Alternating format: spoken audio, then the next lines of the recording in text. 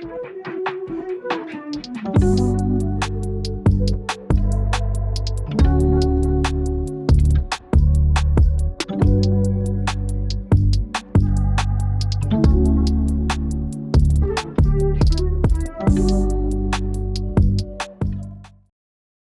good, YouTube? It's your boy Smooth J. We back. We speak my opinion on topics high. Wherever you at, wherever you listening, wherever you watching, I appreciate each and every one of y'all, man. We wouldn't be at 1.7K without y'all. We wouldn't be headed towards 2K. Y'all are truly amazing. Y'all truly the best. All of y'all. And y'all already know what to do. Hit the like, hit the subscribe if you new. You already know the smoothies, we blend together. And you also know, drop in the comments what city, what state, what country you rocking with your boy Smooth J from. We gotta add you to the ever long lasting list. We worldwide, we global out here, man. Hey, we here, we did it. We are finally at chapter 8. It's been a long road. It's been a tough road. But hey, the journey has been amazing. It's been amazing to see exactly what Ren has went through. You know what I'm saying? So we are here for it. Hey. And also, I know y'all said to react to both the troubles. So we got them pulled up. We got the acoustic and we got the regular one. So, hey, hopefully there's not a third and a fourth and a fifth and a sixth one out there that I'm missing. I found these two, so we're going to react to those after, because y'all said to do it after. So let's get into it, man. Chapter 8, we here finally. Been a long time coming. Ooh, man. We're going to have to gear up for this one, man. We gearing up. Chapter 8. You know, what's crazy about these chapters has been just me kind of discovering who Ren was, like, when he was first born, when he was first coming up as a grade schooler, and then kind of seeing where he went after that. The sickness took him for 8 years. No one could figure out what was wrong. They didn't want to take no blood test. They wanted to say that he was crazy, he was mental, he was a hypochondriac, he had mental health issues. But no, actually, he had Lyme disease. You know what I'm saying? He had Lyme disease. And he has brought so much light, so much inspiration to Lyme disease. It's crazy. Like, because I didn't know much about it when I first started these chapters. And from chapter 1 through chapter 7 so far, we have learned so much about how many people actually deal with it, what countries are struggling with it, what countries still don't kind of recognize it. So it's been an amazing journey. It's truly been amazing. It's been inspirational. Ren is inspirational. He's the ultimate fighter. And he did it. He continued to fight until he started to figure out exactly what was wrong with him. And that doctor in chapter 7 is a godsend. He is a godsend. Let's get into chapter 7. I thought we would just kind of do a little brief overview a little bit. Oh, I was like...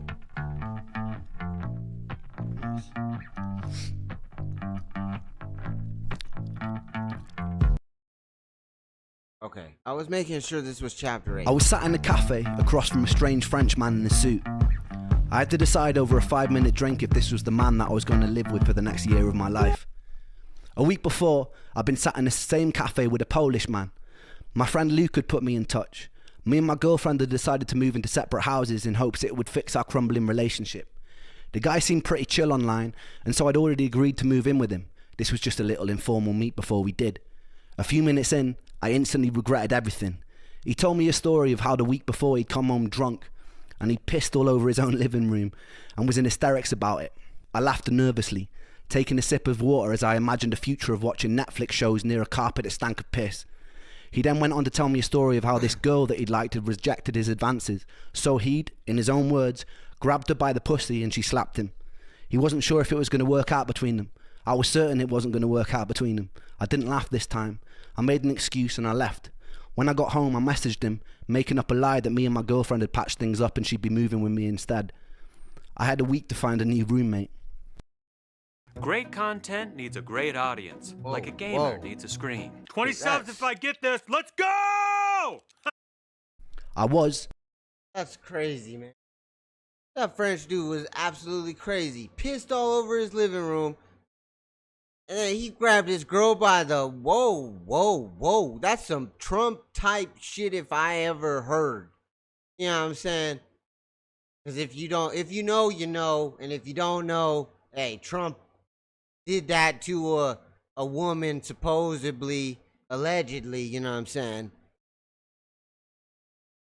Kind of crazy. That's kind of crazy. I ain't gonna lie, that's crazy. For all intents and purposes, a loud little bugger.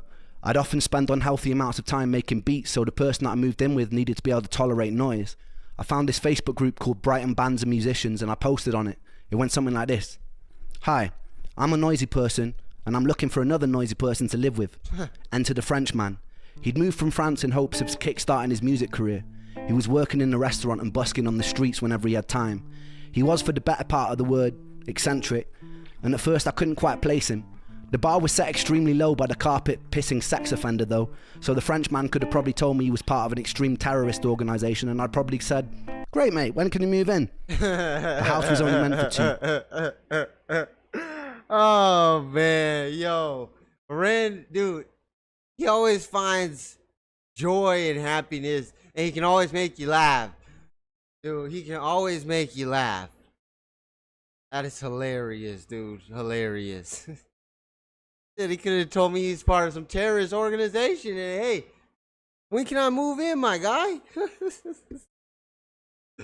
But in true cheapskate style, we found a third housemate called Tom, who was probably one of the funniest people I've ever met.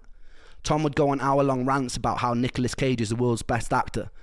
I said, put the bunny back in the box. And he makes a compelling case too. Hey, yo. Hey, Nick Cage, man. Hey, that's a legend right there, man. Hey, yo. Shout out Nick Cage, man. That Frenchman was Romain Caesar. Whoa. We'd go on to really? form a band called The Big Push, and he'd become one of my closest friends. Whoa. That's crazy. Romain was the French dude that he moved in with, that they formed a Big Push. Hey, I love that. It gives me chills. Man, this dude is, it's crazy. It is crazy. He met so many people just kind of through these like online groups and stuff. Some of his closest people. Second week we moved in together, it was his birthday, so me and Tom decided to gaffer tape about 50 baguettes and bunches of garlics to the walls and ceilings to decorate. It was 2016 and political correctness hadn't come into full effect. He still didn't think it was very funny. My energy was only improving during this time, although progress was slow.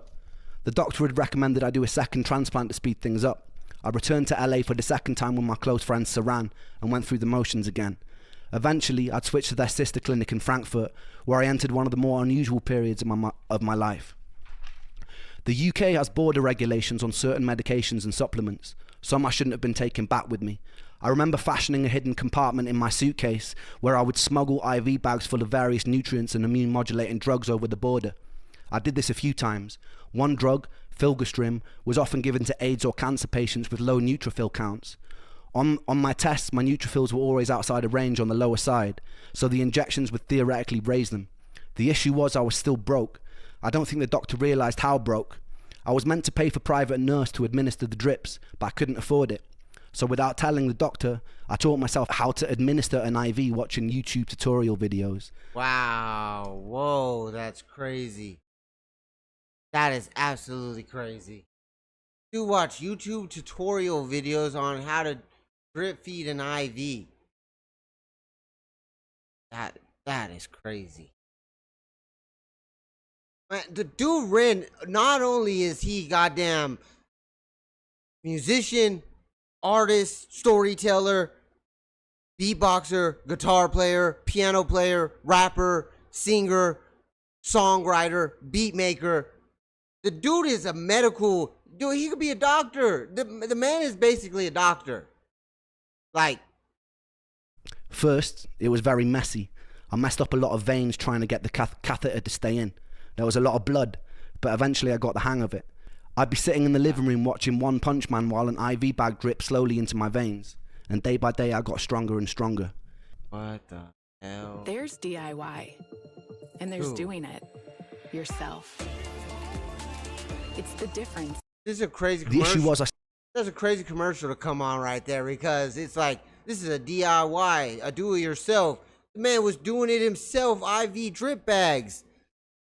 I dripped slowly into my veins, and day by day I got stronger and stronger.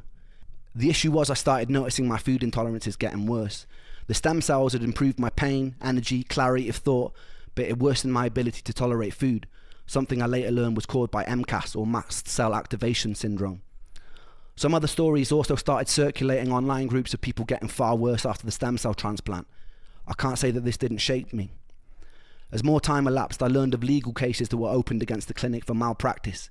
The clinic in Beverly Hills eventually shut its doors. It was hard to know how to feel about this. The doctor had been my saving grace. He'd pulled me out of a half existence, but I could see where people's frustrations were coming from. As the clinic grew in popularity, I think its resources became stretched, and its communication became worse. Nonetheless, that man will always remain the third angel in my tale, and I'll always be grateful. Wow.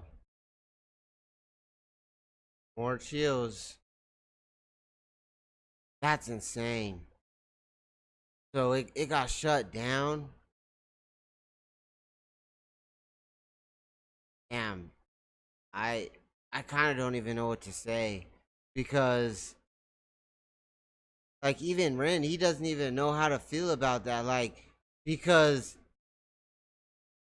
that, like, people started saying bad things about the place and about stem cell transplants, and so he's kind of like, man, like, that brought my clarity of thought back, my energy, all of it. Like, my food intolerance might have gotten worse, but dude, he got his joy back in music and stuff, his energy. He could go outside, he could go play music, he could record. So it kind of sucks. And like he said, man, that man will always be the third angel in his story. It's hard for me to definitively recommend stem cells. I believe it's a gamble.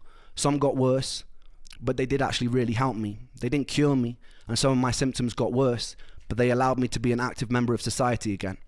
And that was huge for me. A few more months passed. My girlfriend had moved to Australia, but she was being very distant with me and rarely answering calls. She broke up with me on Christmas Day while I was visiting my mum. I took it very badly, but it was also symbolically the end of one chapter and the start of the next. Despite our difficulties, I'm still grateful for the time we shared. There's always two sides to every story, and I don't imagine it was easy being with someone who was tormented by my health problems as I was during the time. I returned back to Brighton, and then I started living. For the first time in years, really living. Me, Romain and Tom would throw parties nearly every night.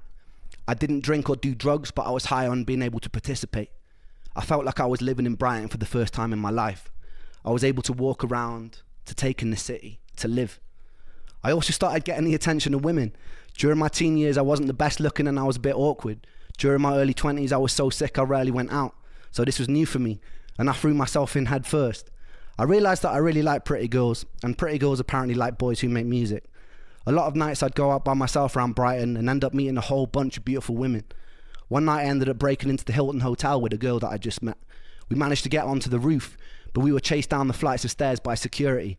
We ended up having sex on the beach at 2 in the morning while the tide came in. The parties we throw would get crazier and crazier. There'd be times where everyone was half naked by the end of the night. I'd find myself in strange situations where I was having sex on a living room sofa with 2 girls while some random dude sat smoking a joint on a nearby table. Wow, yo, Ren, man, this story cannot just, it can't end on like a higher note right now. Like, it does, like, it truly, like, it's eventually gonna bring tears of joy from me, because him, Romaine, Tom, they say best of friends. He moved back to Brighton, and he got to live life.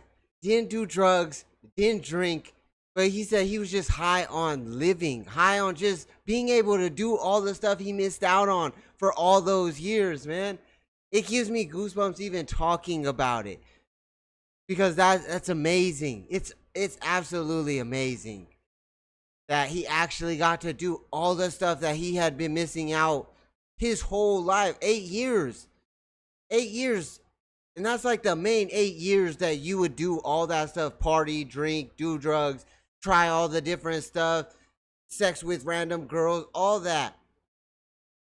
So for him to do that, and for him to show like all those like party times and stuff, it truly just brings a smile to my face. Cause like anyone with Lyme disease, man, Brent is a true inspiration on how you can still you can be the ultimate fighter, and you can somehow, some way come out on the other end on top. Like, I noticed this guy who was a friend of Romaine's who kept passing out on our sofa. One time he woke up covered in scratches from this Mexican girl who had been telling us stories the night before of all the people she'd stabbed. This guy was Goran Kendall. He sang like Bob Dylan, and he looked like he'd fallen out of a punk rock band. I liked him. Imagine being able to build anything just by thinking about it. Meet Base 44. damn, they went Me, Romaine and hard. Goran were all musicians, and naturally we started jamming together. I remember the first time something clicked. We were at Goran's house with an Australian girl I'd been seeing and her friends. The night before, she'd gotten drunk and tried to strip me naked during an open mic night at the Fiddler's Elbow. I was pretty willing, and we both ended up in our underwear being kicked out in fits of laughter. We decided to start working out 3-part harmonies together. We figured out a cover of Octopus's Garden by the Beatles. And not to blow our own horns, but it sounded fucking brilliant. I remember someone walking past the house and hearing from outside, and they started to clap. Eventually the three of us would busk on the streets together. We all busked separately, so it made sense. Back then, I'd occasionally drag a kick and a snare drum out with me in a wheelbarrow, and I'd drum while Goran and Romaine played and sang. We would always have people come up to us and they'd ask for our band name, and we never had an answer. We came up with this genius idea of forming a band. Genius. One of us said that we should be called the Three Hats because there was 3 of us and sometimes we wore hats. One of us said, nah, that's shit. Eventually we settled on the Big Push, and we got tighter and tighter. As my energy increased, I was able to do more and more. We play about 5 nights a week in various pubs and bars in Brighton for shit money. On Saturday we'd get out onto the streets and go busking. There was just one problem. I was proper shit at drumming. The universe eventually provided us with a handsome bearded Irishman, and everything fell into place. I loved those boys. We were in truest sense a rock and roll band. We got banned from playing at a few venues because we'd occasionally get carried away and break a bit too many things on stage. I got a lot of bills for microphone stands or charges for paint jobs where I'd sprawled the Big Push over the walls in permanent marker pen. Life was a bit like a movie. My ambition at the time wasn't to be in the greatest band of all time or to have any kind of success. I was just so relieved to be alive and play. So every day felt like a victory. This is truly amazing. Amazing. Him, Goran, Romaine, they formed the Big Push. They would go to venues. My guy Ren, hey, he was a renegade back then, man. The dude was spray painting walls with permanent marker and stuff. He was putting a Big Push all over it. They was breaking stuff on stage. They get a little too carried away, he said. This makes me feel so much happiness, so much joy, so much love. Like, the fact that he was able to do all of the stuff that he didn't care what was happening. Like, him getting a busk every Saturday, them playing at venues on Sundays. Like, it felt like a victory for him. Like, that's what it was. He wasn't able to do this stuff, so he was going to live life. And that's what he did. He lived life to the fullest. That's what you're supposed to do. Live it with the people that support you. All love. Despite this, I was still carrying a lot of symptoms with me. The pain in my legs never stopped. The buzzing in my feet never relented. My vision was still blurry. I'd still get days where I was so foggy that it was hard to communicate.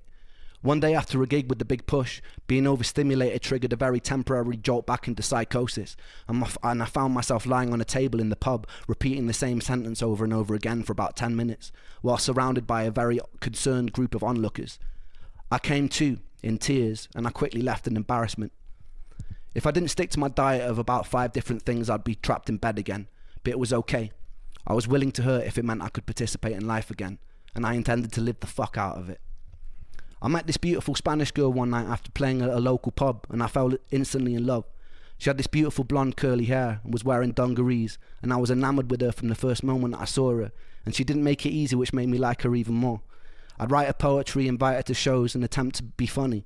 She knew me as the local slut, which didn't really make things very easy, but with time she could see that I genuinely cared about her, and I did, a lot. One time we snuck into a cinema together, and I proceeded to climb onto what I thought was the stage below the screen to put on a show for her as she sat alone in the aisles cheering. What I didn't know was that stage wasn't a stage, it was a 6-foot drop. I confidently put my feet on thin air, and then I fell, smashing my face onto the corner of a railing on the way down, seeing a flash of white light and regaining consciousness with her rolling around in fits of laughter on the floor. She was intelligent, creative, unusual and beautiful. I carried a lot of trauma with me into that relationship. Relationships generally didn't feel safe for me. She was briefly diagnosed with BPD, which later turned out to be a misdiagnosis, and I had major trust issues from my last relationship, which had grown into commitment issues. It was a bit of a recipe for disaster, but we loved each other very intensely and very dysfunctionally until we couldn't.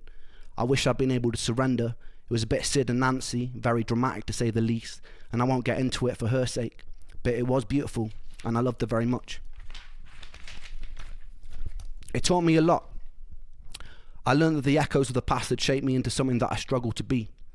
I envied the people who could jump into relationships and feel safe or content. I wondered if it was because I had to watch my mum and dad fighting till their marriage crumbled when I was a kid. If it was because I'd learned as a child that I had to be independent because external love was inconsistent. I wondered if it was because I'd been too late to save Joe. I wondered if it was because I was forced to live most of my adult life in isolation. I wondered if it was to do with my past relationships. I didn't know, but I felt confused and I felt angry with myself. I knew I wanted to surrender to love, to feel truly worthy of it, but every time I tried I felt discontent and unsettled, like the security of love was something I wanted to escape. The thought of ending up in a white picket fence house with my perfect family felt like prison. After 8 long years of being tethered to a body in pain, I wanted to be liberated from any sort of attachment. Any sort of predictability of the future after a life of torturous monotony made my stomach feel like I'd swallowed cinder blocks. That's so true. Like, when you see your parents fighting every single day, yelling, screaming, that's gonna put a toll on you. You know what I'm saying? I never really, like, saw my mom and dad fight like that. But I still do remember the day that my mom left my dad with me, with my sister, when I was like 1 year old. Like, I shouldn't even be able to remember that. But I remember it clear as day. And, you know, like, no one wants to, like, I've never understood it. But I don't know. It's tough that Ren can never truly feel love because he thinks it was him being too late to save Joe, his parents always fighting until their relationship crumbled, and so he always feels like every time he goes into a relationship he can never truly love and trust. He said even like a white picket fence with the perfect family felt like a prison to him. I can see how that's so true because he's been trapped in his own mind, his own prison for 8 years. Like, why would you ever want to be attached to anything? Because you've been attached to your body, your mind for 8 years. That's sick. Like, you would never want someone to feel like that, ever. after a life of torturous monotony made my stomach feel like I'd swallowed cinder blocks. When I felt someone's love, I had to fight the urge to run and keep moving, but paradoxically still desperately wanted to be loved. And I loved to love. And I loved her. That discontent was something that stuck with me, and it hasn't made relationships easy. Around 2018, I'd reconnect with Sam. He was in his 20s now, so I felt far less weird about hanging out with a teenage boy. During this time, we wrote a few songs together. Blind Eyed, What Went Wrong, and Same Old Situation. All bangers, by the way. It was April, and we were shooting. We're definitely going to have to check out the other two, and then I'm going to react to the other versions of Blind Eye. And Same Old Situation. All bangers, by the way. It was April, and we were shooting a video for What Went Wrong. We were using my friend Josh's car, and there was a scene where we needed a smashed up bonnet. But it went outside of the budget we had to pay for the video, so me and Sam decided to go busking to raise the money. I promise what follows is the truth. We'd never rehearsed Blind Eyed live before, but while we were out on the street, I turned to him and I asked if we should play it. I started playing the first chord that made sense without even thinking. It started in B minor in this kind of reggae way that was totally different to the original recording. Somehow, it was totally fucking magic. The whole street stopped. Sam was hitting notes and runs that seemed outside of the reach of a mere mortal. Luckily, Sam Perry Falvey, who films the videos, was with us, and he captured the whole thing on camera. Customize and save with Liberty Mutual. Very funny, Limu.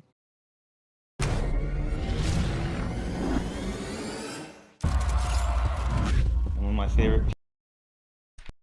It's cool that he reconnected with Sam because him and Sam make magic. They truly do make magic.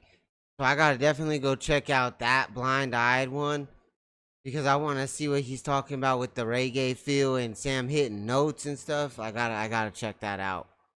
With us, and he captured the whole thing on camera.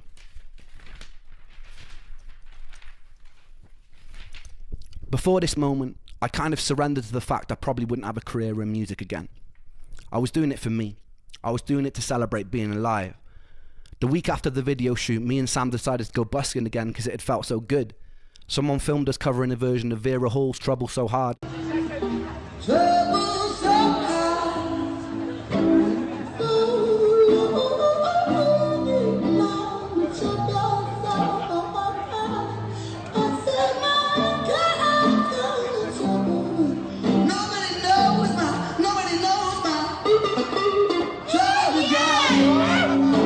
And posted it to a Mexican restaurant page on Facebook.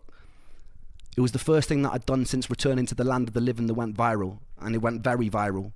It started being shared everywhere by millions of people. 2 weeks after that, another cover of us performing was circulating the internet. That went viral too. By the time we released the busking version of Blind Eyed, the internet went crazy. My social media following started exploding. People like Elton John were talking about us on the radio. People would fly in from all over the world just to watch us perform on the street. By the end of summer 2018, we were shutting down entire high streets because of the volume of people coming to watch us perform. There was something magic about the synergy of me and Sam that stopped people in their tracks. We were being tagged in videos from all over the world of people listening to Blind Eyed. People were listening from war zones, from rocket launch sites, from deep in jungles. It was surreal, and it was incredibly affirming. It was a second chance, and I didn't think I'd get a second chance. Man, that's amazing. Amazing. All it took was just one video to just make him go viral. Then it was the second one of him and Sam. And then it went from there. People just started sharing Blind Eye all across the world. That's why I said he's an inspiration. He said Ellen John was sharing stuff on the radio. Like, it's truly incredible. And he said it was a second chance, and I didn't think I was going to get a second chance to do music, to do what I was sent here to do. Man, this story gives me so much happiness. So much happiness is filled in my heart right now. Like, I just can't help but smile. I cannot help but smile.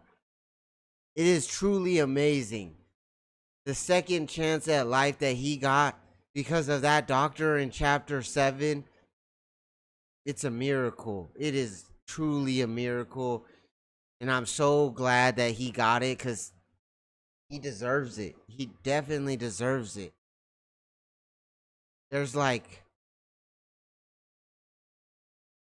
but he said that one video, he said that was the first one. Oh, excuse me. He said that was the first video that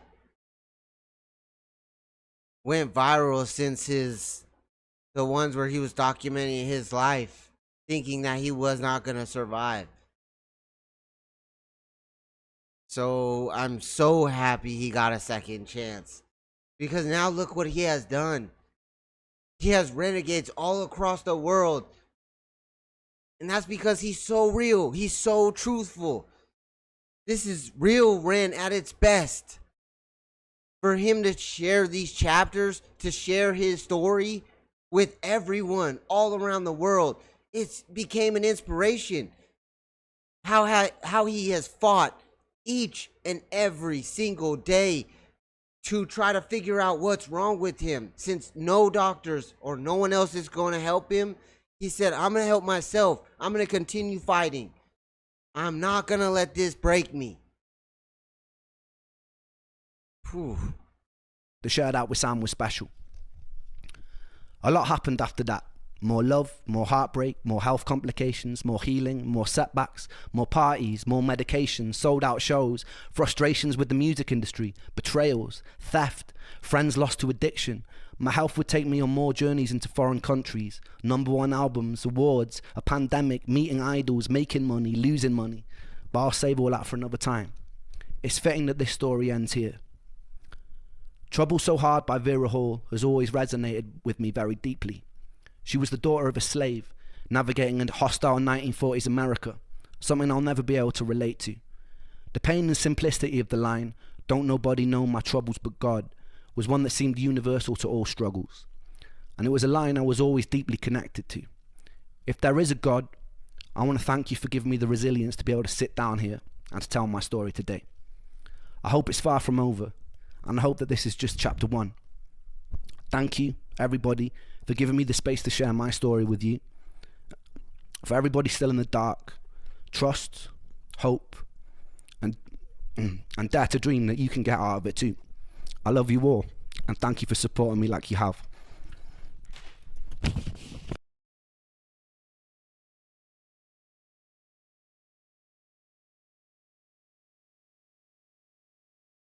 Ooh.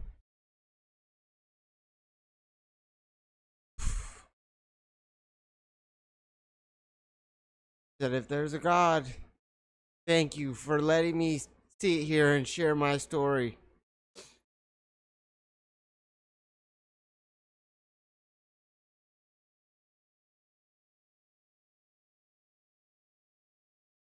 There's a reason that he was put on this earth. And it's just what he said in that. Like dare to believe you can get out of it. You know what I'm saying? Like that's what all of this is about. These chapters were about fight, determination, grit, him not ever stopping, him not ever letting anyone tell him no, tell him he couldn't do it, saying that he was crazy. Like,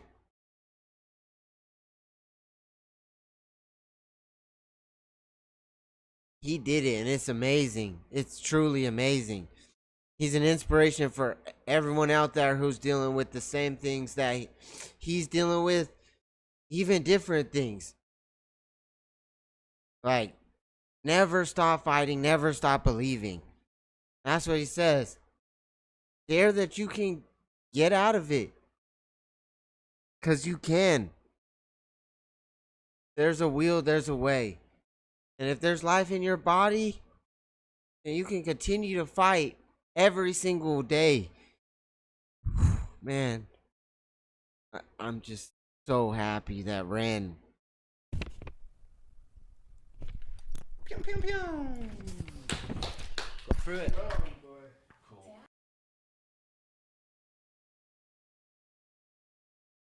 Whew, man. Oh, he's inspiration to every single person out there. And if you're dealing with anything, just know you can do it. You can fight. You can get out of anything. Just as long as you have that determination. And you see Ren, he will do anything. Anything. He is determined like no one I've ever seen. He will do anything it takes to stay trying to figure out how he can cure himself. And it's truly amazing. And I truly appreciate each one of these chapters. Like, it gave me true insight into everything. I was just trying to figure out if that was the rest of it. All right. Now, let's check out Troubles. You know what I'm saying? Let's check out Troubles. We're going to go to the acoustic one first. Let's get in full screen. Ren made me cry on chapter 1 through chapter 8. And like he said, I hope this is just the beginning and this is chapter 1. Oh, man. Whew. Man, these chapters were something else. These chapters were one of the realest things anyone can ever do. Because they're showing their true self, their true emotions, and they're giving you their true story. Their real life struggles.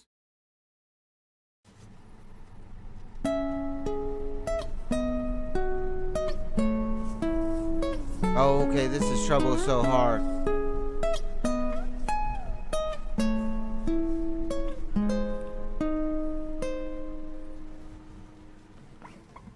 Oh, Lordy, now trouble so high.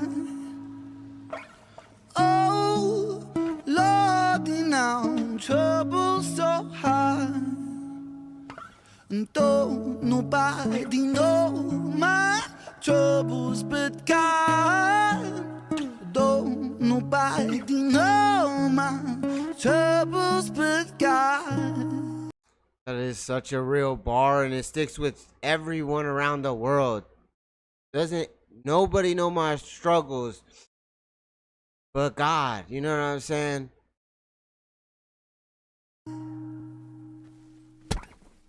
I don't reach into the past very much for these shards of shattered glass and harsh paper cuts. Leave me stuck when I'm reaching. Memories are seeped in hydrochloric acid. I go to war and get passive and freeze up. Music helped the ice to thaw. Put the chisel in the middle, swing the hammer of Thor. Pull it out of the impossible, Excalibur sword. Etching notepads for the reasons why my feelings are sore. The first day that I got sick, ejected from the cockpit of living. 19, young teen, waking up bitten. Posters up, manhunt, Ren went missing. Hard to have faith when the gods don't listen. The first hit maybe was the hardest. Waking in the body that was buried like a carcass. Brain in the line. The first year was the hardest when my body felt like it was buried like a carcass. Oh, he's always gonna give us the real bars, man. I love this so far. I love this so far.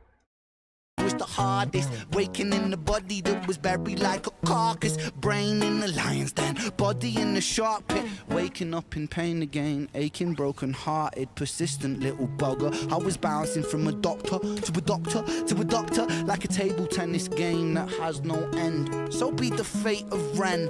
Every single question answered with a question on the end. The second year I came to terms with giving up my dreams, mine severed from the means that helped me write these rhyme schemes.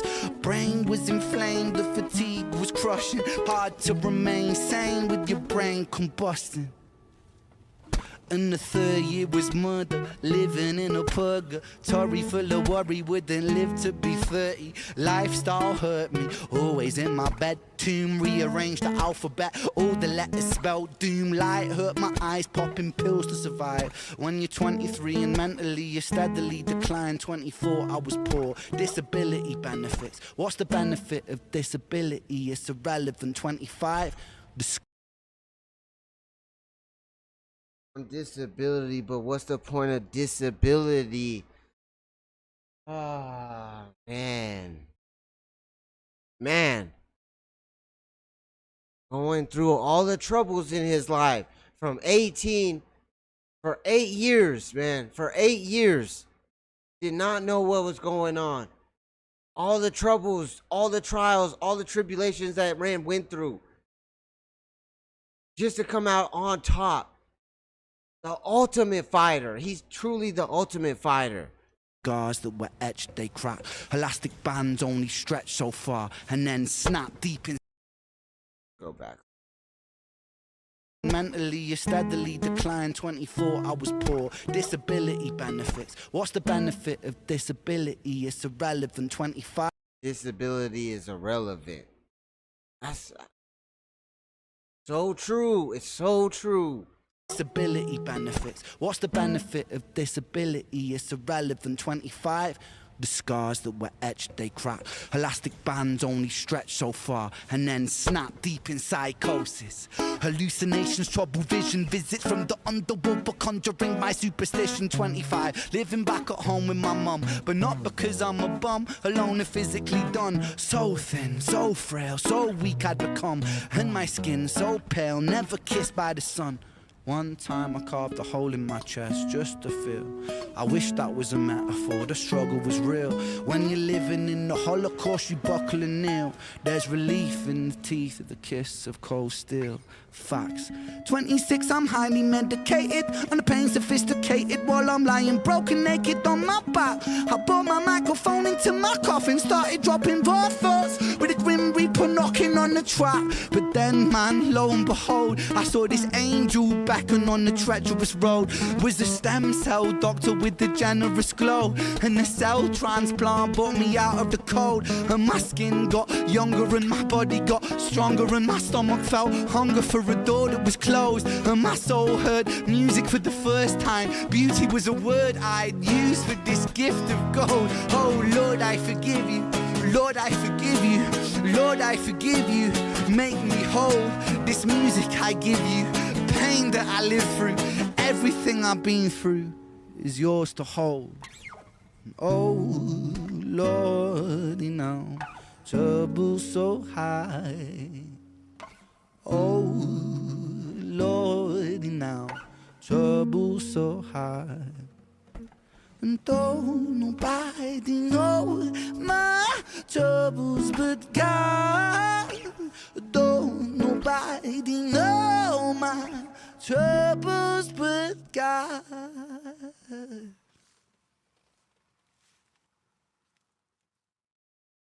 Man, wow. Going through each year that he had to deal with that. Each year he had to deal with that shit. First year was the hardest. And then every single year after, he had to deal with more bullshit, more pain, more struggle. But after, in the end, that angel stem cell transplant gave him new life. Man, I love that song. I love it. It brings everything just full circle. Everything just full circle. That's what Ren is. He's a true storyteller, true musician, true artist. Man. Now let's check out the other one as well.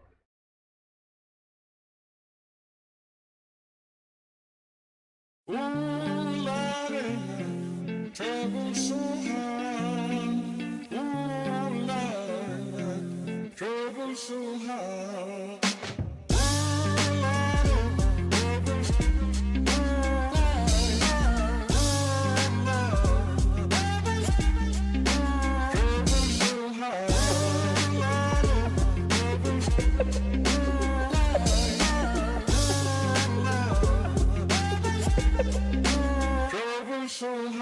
I don't reach into the past very much for these shards of shattered glass and harsh paper cuts. Leave me stop when I reach in, memories are seeped in. Hydrochloric acid, I go to war and get passive and freeze up. Music help the ice to thaw.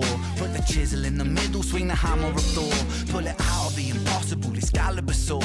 Etching notepads full of reasons why my feelings are sore. The first day that I got sick, ejected from the cockpit of living. 19, young teen, waking up bitter. Posters up, manhunt, ran, went missing. Hard to have faith when the gods don't listen. The first year maybe was the hardest. Waking in the body that was buried like a carcass. Brain in the lion's den, body in the shark pit. Waking up in pain again, aching, broken hearted. Persistent little blogger, I was bouncing from a doctor to a doctor to a doctor. Like a table tennis game that has no end. So be the fate of Ren. Every single question answered with a question on the end. The second year I came to terms with giving up my dreams. Mine was severed from the means to help me write these rhyme schemes. Brain was inflamed, the fatigue was crushing. Hard to remain sane with your brain combusting. And the third year was murder, living in a purgatory full of worry, wouldn't live to be 30. Lifestyle hurt me, always in my bed tomb. Rearranged the alphabet and all the letters spelled doom. Light hurt my eyes, popping pills to survive. When you're 23 and mentally you steadily decline. 24 I was poor, disability benefits. What's the benefit of disability? It's irrelevant. 25 and the scars that were etched, they crack. Elastic bands only stretch so far and then snap. Deep in psychosis, hallucinations, troubled vision. Visits from the underworld were conjuring my superstition. 25 living back at home with my mum, but not because I'm a bum, alone and physically done. So thin, so frail, so weak I'd become. And my skin so pale, never kissed by the sun. One time I carved a hole in my chest just to feel. I wish that was a metaphor, the struggle was real. When you're living in So crazy. I still can't believe that the man smashed the TV in an alleyway, that literally stabbed himself in the chest and then dragged it across. I wish that was a metaphor. Like, oh, that shit truly happened. hole in my chest just to feel. I wish that was a metaphor, the struggle was real. When you're living in the Holocaust, you buckle and kneel. There's relief in the teeth of the kiss of cold steel. Facts. 26, I'm highly medicated and the pain sophisticated while I'm lying broken naked on my back. Have on my microphone until my coffin started dropping raw thoughts with the grim reaper knocking on the track. But then, man, lo and behold, I heard an angel beckon on this treacherous road. Was a stem cell doctor with a generous glow. In the cell transplant, pulled me out of the cold. And my skin got younger and my body got stronger. And my stomach felt hunger for a door that was closed. And my soul heard music for the first time. Beauty was a word I'd use for this gift of gold. Oh Lord, I forgive you. Lord, I forgive you. Lord, I forgive you. Make me whole. This music I give you. Pain that I live through. Everything I've been through is yours to hold.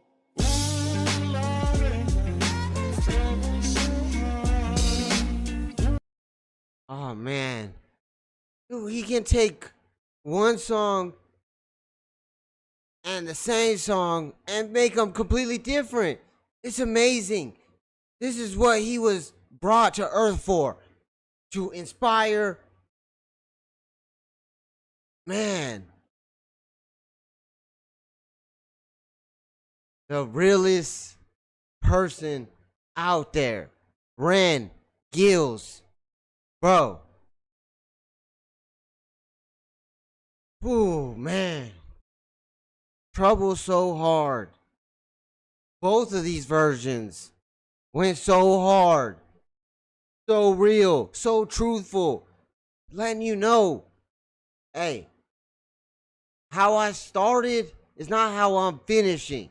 And I'm going to continue to fight. I'm going to continue to be determined to find a cure for me and everyone that's dealing with the same thing that he's dealing with.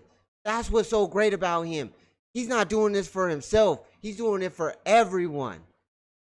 Everyone out there, no matter where you at.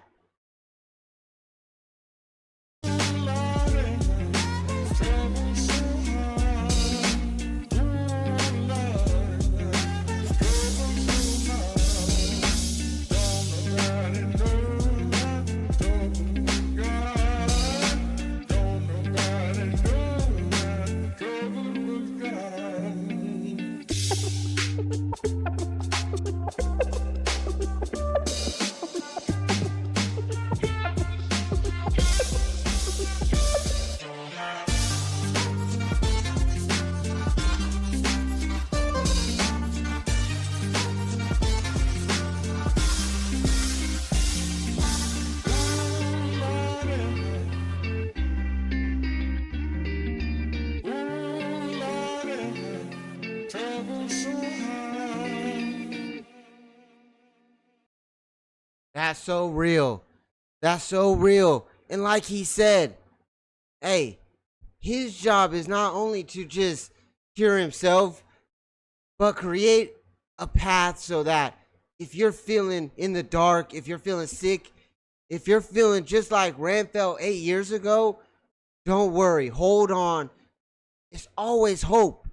And he's just doing his best to kind of create more and more exposure and more talks about Lyme disease and me, all the different fibrosis, all that stuff. He's trying to bring more exposure out here. Never lose hope. That is what I have gained from chapter 1 through chapter 8. Never lose hope. That's going to make me tear up a little bit, because whatever is happening in your life, never lose hope. Always feel like you can get out of any situation, any dark time. It's always possible. Never, ever give up hope. And that's what I learned from all of this, man. Like, Ren, like he says, whatever you may be going through, I hope that either Ren can help out any way he can by showing these amazing chapters and giving more exposure to things that are not there. He said they get criminally low attention, so he's just trying to bring more attention to these. And like y'all said, in the UK, I had someone tell me in Denmark, Lyme disease isn't still taken seriously enough, and that's what we need to do. We need to get people to take these things more serious. We need to get the medical industry to start doing something about these, because that's the only way it's going to work. Is if we continue to have the hard conversations and we continue to push. Man, I hope y'all enjoyed chapter 8 and both the Trouble So Hard, the acoustic and this one. Man, and I appreciate y'all sticking with me through these long videos. I appreciate it, man. These meant so much to me, and I appreciate Ren sharing his story with everyone out there in the world, because he's a true inspiration. But hey, it's your boy Smooth J. It's Speak My Opinion on Topics High. Y'all already know what to do. Hit the like, hit the subscribe if you new, because we almost at 2K. We at 1.7 and climbing. And every single day, we trying to get bigger and better. Every single minute, every single second. And you already know. Until next time, the Smoothies. We out. Peace.